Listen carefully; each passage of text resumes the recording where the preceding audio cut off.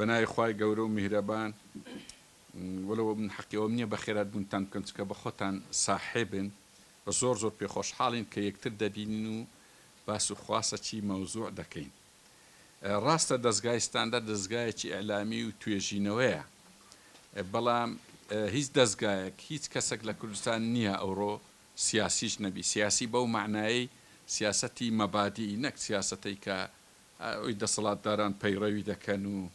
ئەوی پێدەگوترێت سیاسەتی بەشی میکافیلی. ئیشەکەش لەوەی دێ ئەگەر زۆر بەوردی تەمەشاکەن خەڵک هەموو بوویتە سیاسی، هۆکارەکەی ئەوەیە سیاسیەکان ئیشی سیاسی خۆیان ناکەن، ئیشی توجارەت و شتی تر دەکەن بە زۆر لەسەریان نەڕۆین، لەبەر هەندێ فراغەکی گەورەیان بەجێشتیا ناچار خەڵکی تر سیاست دەکە. ئێمەش بە هەمان شێوە هۆی ئەو ئیشەی ئێستا ئیعلام دەیکا لە کوردستان، ینی با وردوین معادلەکەیە لە بینی دەسەڵاتی سێم و چوارم هەرچەندە ئەگەر ڕاستیت دەوێ ئەو دەسەڵاتانەی باز دەکرێت دەسەڵاتی یەکەم و دووەم و سێم چارەم لە کوردستان ئەسڵەن شتیوانە. یەک دەسەڵات هەیە و دەسەڵاتەکەش تەمسیلی میلەت ناکە، تەمسیلی تەبەقەی معەیەن دەکە. بۆیە ئەوی دانرایە دەسەڵاتی یەکەم و دووەم و سێم ئەوە ڕاز نییە ئیعلامیش دەسەڵاتی چارەم بی. لەبەر هەندێ ئەو یەک لە سەبەبەکانە کە ئیعلام دەبینی هاتە ناو مەیدانی سیاسیش یان زەمینەکە ڕایکێشاوە نەک بەخۆی بڕیاری دابی. هۆکارش کەش ئەوەیە دەسەڵاتی سێم ئیشی خۆی ناکە بەباشی، یعنی ئیشی دەسەڵاتی سێم کە فەلسەفەی دەولە لە ئەسڵدا لەسا ئەو ئەساسە دروستوە بریتە لە پارێزگاری لە مولکیەتی گشتی و بەرژەوەندی گشتی. بەڵام کاتێک کە ئەوە ناکە ڕجاروێ پێچەوانە ئەوانەی دیفاع لەو مولکیەتی گشتی و بەرژەوەندی گشتی دەکەن کە ئەوە برادرانی محامیەکان لێرە الحەمدە محامیە هەرە چاڵاکەن وا لێرەنا زۆر چاک ئەوەی دەزانن بەعەکسەوە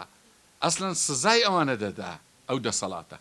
بۆیە ئەو دەسەڵاتە کەش ئیشی خۆی ناکە دەسەڵاتی چارەم هاتە جێوی ئەو ئیشەی دەکە. ئەوجا لەبەر هەندێ ئەگەر لێرە باسی هەندێک مەسائیلی سیاسی کرا زۆر زۆر تەبیعی بی، باسی هەر بابەتەکرا لەوەی ڕخنەمان لێ نەچرێ برێن ئەرێەوە ئێوە دەستگایەکی ئیعلامی و ڕاگەیاندن و توێژینەوەن زۆر باسی سیاست دەکەن. بەڵێ ئەرێڵە زۆر زۆر باسی سیاست دەکەین و ناچاریشین و واگەن نەیکەین. ڕەنگە پێشترێ هەردەیان گۆ ئێوە ڕەشبینن ئێستا جیهاتی دووەلی بەڕەسمی بە دەسەڵاتی کوردی دەرێن ئێوە لە حەزاتی ئەخیرتانە ئومەم متحیدە دەستگایەکە بەدەگمەن لە جیهاندا ئینزاری وڵاتە چیکردبی کە ئێت و ئاگال لە خۆبی تێک دەچی بەدەگمەن شتیوان نەبووە. بەڵام ئەوە لە دلسۆزیتی ئەمە زۆر جار ئەومان باس کردیە لە سەرەتای سەدەی 21 نێزیکەی 10 میلەت بەڕێکەوتن لە بۆ ئیستیقلال تقریبا 8یان گەیشتنە دەوڵەت. فەڵەستینیش وەک خۆی ماوە بەڵام هەر پشتیوانێکی زۆری هەیە. دوان جێی سەرنجن یەکەن حرەکەی تامیل کە تەرت و وێران بوو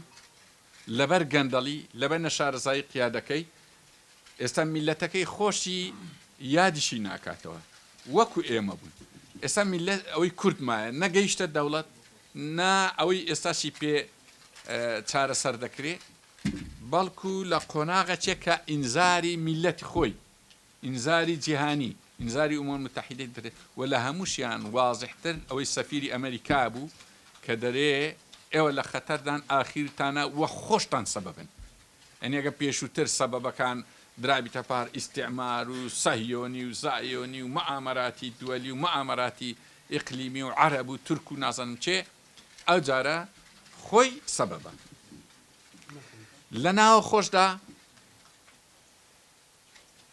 لە ناوە خۆشدا بەڕاستی میلەتی کورد ڕاستی زۆر زۆر بە هەڵوێستە بە پێچەوانەی هەندێک سەرکردەی حیزبی مەعارەزەکە گلەیەکی زۆر لە میلەت دەکات دەرێ هەڵوێستیان نییە. ئەمە بە پێی ئەرقامەکان زۆر زۆر هەڵوێستیان هەیە. باشترین هەڵوێستیش ئەوەیە دیارە کە دەنجی حیزبە کوردستانیەکان چۆن ئەگەر نمونەی هەولێر بینی لەبەرەوەی نمونەی هەولێر باز دەکەین جارجار برادرانی سلەیمانی و ڕانیە و کەرکک و جارجار بادینانیش دەرێن هەولێر هەڵوێستان زعیفەت ئەم باسی هەولێرتان لە بۆ بکەم لە ناو هەولێر حیزبی دەسەڵات ١١ دەنگینایە بە پێی معلوماتێکی زۆر تایبەتیش کە سەرۆکایەتی هەرێم کردیتی ئەو ڕقەمەش تەواو نیە تەمان ئەو ڕقەمە ئی مفەوەزیە دەرنەوە ڕقەمەش تەواو نیە هێشتا خواردرە بە پێی ئەو تحقیقی سەرۆکایەتی هەرێم کردیتی ١٧ شتێک کەمی دەنگینایە حیزبی دەسەڵات حیزبی یەکەم لە ناو هەولێری ینی کەواتە دەبی حیزبەکان کە چەندیان هینابی و لە چ باردابن نیسبەکانیان زۆر کەم ئەدیەوە هەڵوێستەی زۆر زۆر گەورە نییە ئەگە خوێندنەوەک لە بۆ ئەو هەڵوێستە بکەین معنای چیە یعنی میلەتی کورد ئامانەتێکی لە دەستا یان پێشەوەی ئەوەی برین دەکرێ برین میلەت سزای حیزبی دەسەڵاتی زۆردا بەڵام پاداشی حیزبی معارەزەشی نەکرد معنای چیە معنای ئەوەیە ئەمانەتێکی لە دەستا لە باغەریتیوەچی هەولێریان گوتی لە دەستی تەماشای کرد ئەوە لەوانیستاندەوە بەڵام کەسی بە شایستە نەزانی تەسلیمیکە کەواتە معنای ئیشی ئێستا لە دوای ئەو ڕوونکردنەوەیە ئەرچی هەموو لایەکمان زۆر زۆر قورسە لەبەر ئەوەی بە معنای کەلیمە فۆرمی حیزبە کوردستانیەکان نەک ئەمە بڕیاری لەسەر دەین تقریبا بەرەو کۆتاییە ئەو فۆرما کە هەیە ئێستا لە کوردستان حیزب ماگانە 30 ملیۆن دۆلاری لێسەر بکرێ و زیندانی هەبی و ئیسtismاری هەبی و چەکداری هەبی تقریبا لە دنیا نەمایە لە عالەمی عەرەبی پێش 10 ساڵێک لەوە پێش مابوو دوای ئەو ڕەبیع العەرەبی کۆتایی پێهینە لە عێراقیش تقریبا بەرەو کۆتاییە لە عێراق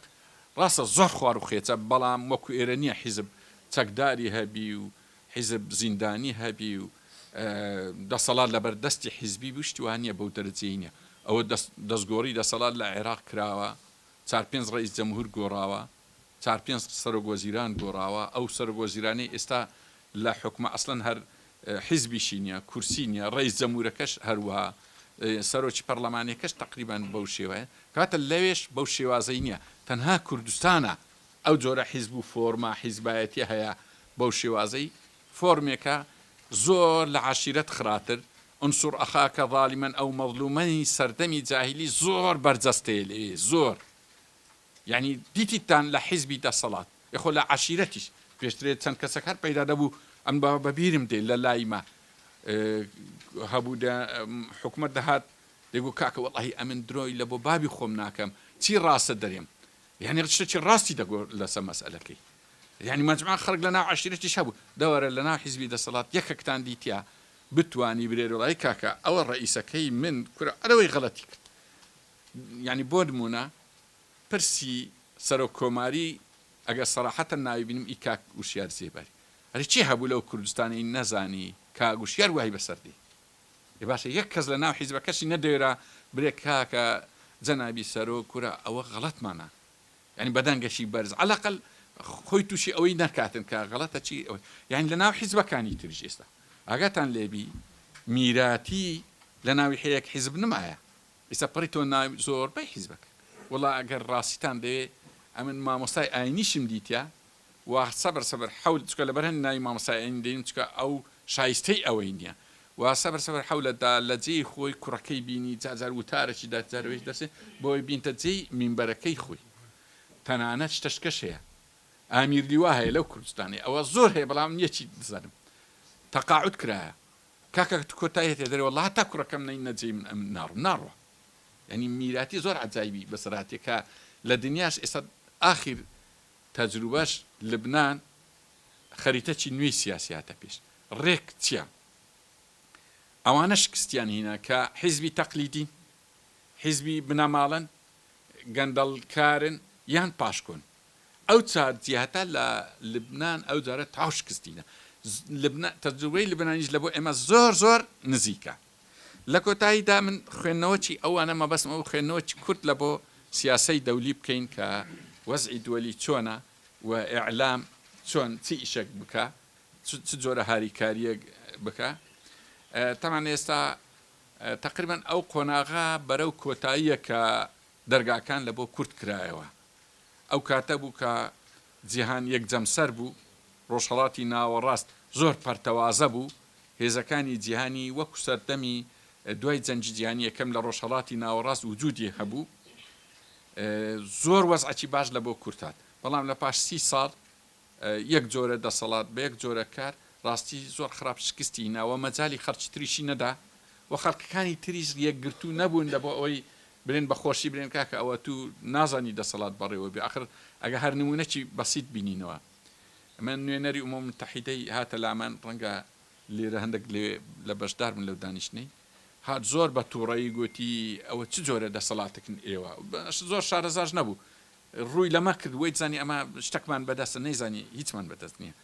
دیگو ئێوە نەوت دەدەنە تورکیا 22 دۆلارتان لە بۆ دەمینێتەوە جارۆیە کەم تریش بەڵام وەرە بدەنە عێراق ئەمە متحیدەینە بەواعد 98 دۆلارتان لە بۆ دەمینێتەوە یعنی ئەوە دەسەڵاتی کوردی شتێکی دەکا کەس نازانی چییە نەوت دەداتە وڵاتە 22 دۆلاری لە ناداتە وڵاتەکەی خۆی 98 دۆلاری لە بۆ دەمینێتەوە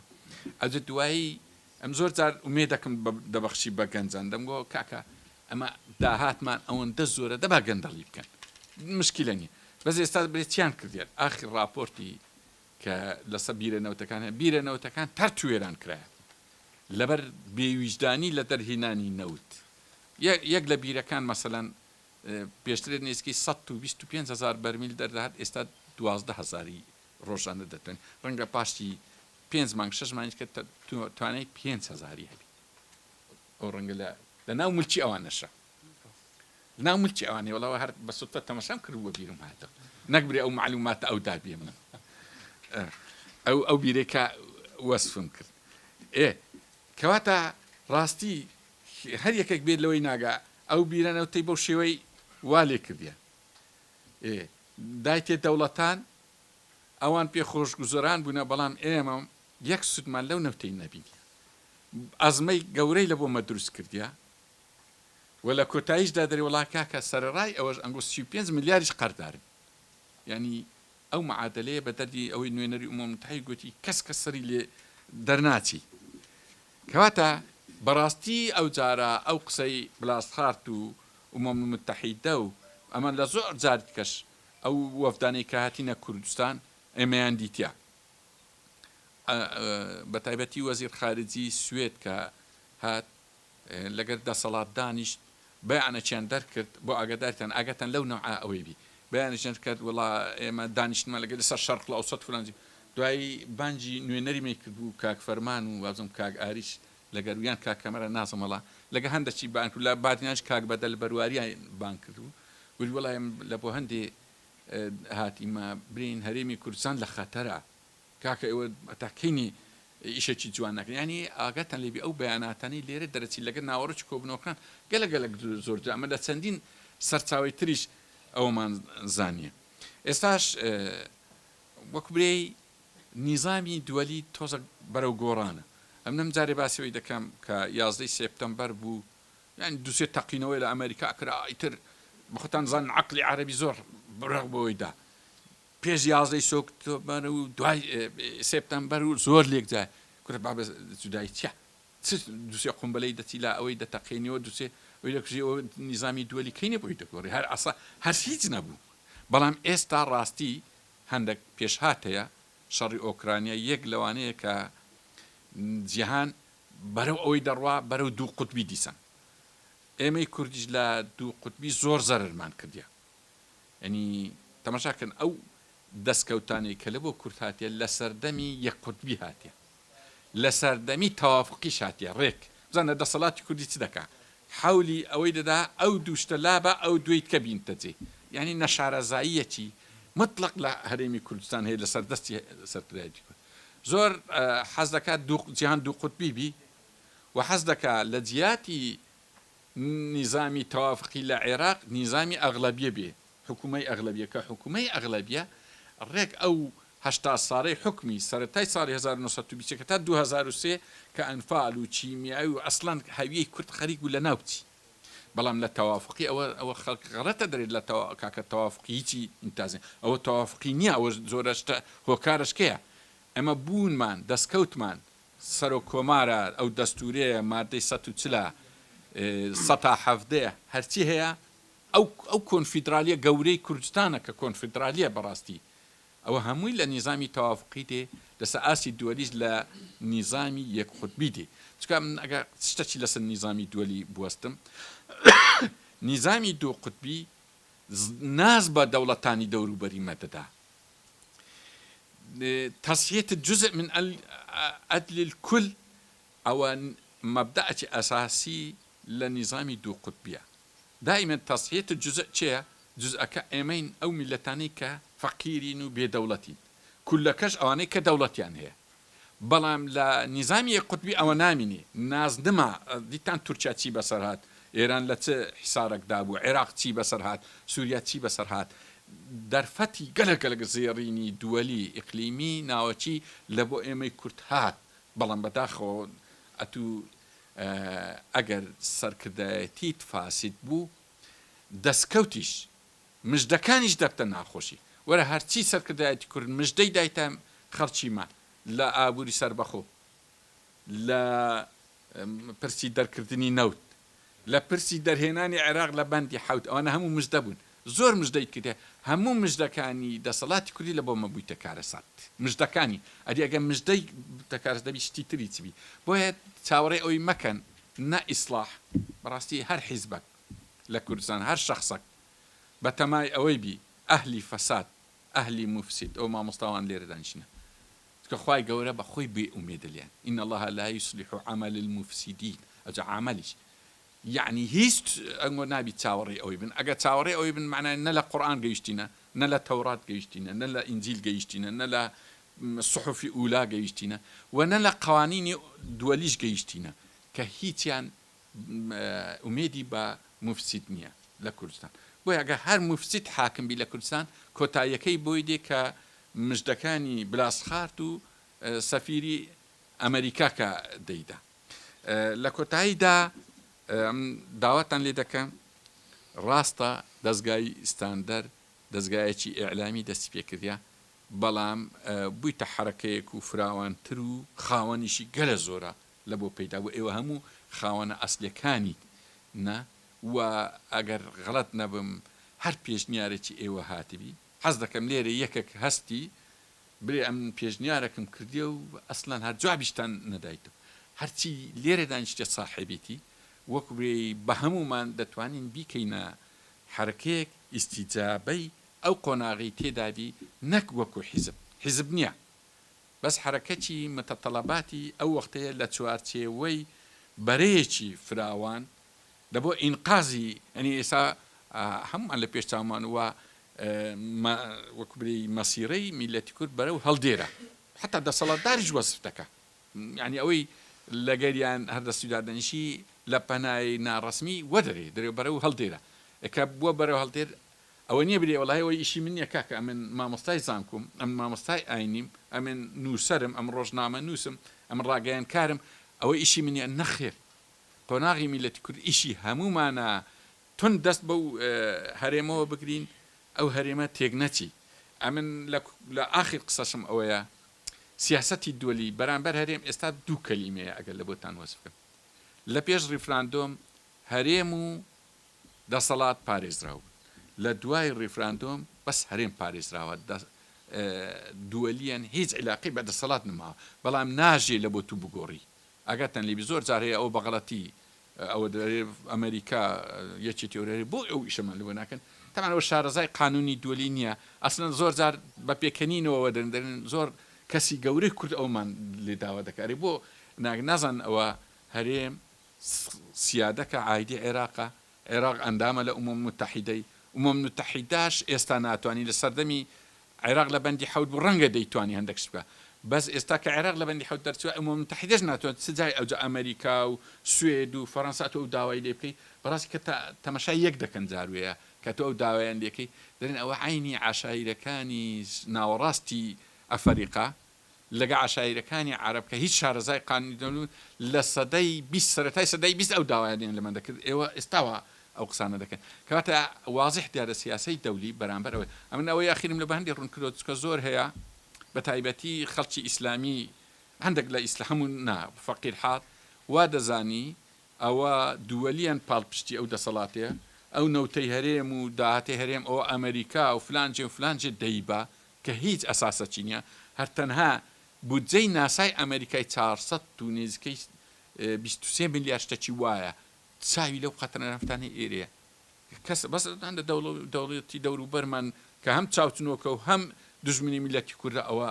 دەکرێت ئەوەی بکەیت لە کۆتاییدا زۆر بەخێر بێن زۆر پێ خۆشحاڵ دەبین ئەگەر بەشداریەکی زۆر فعلی ئەو لیژنانانە بکەن کە ڕخنەی تند لە راپۆرتەکانیان بگرن لە بۆ داهاتوو وەبی زۆر بە باشی ئیش بکەن و وەسەلام عەلەیکوم وەڕەحمەتوڵڵاهی وبەرەکاتوه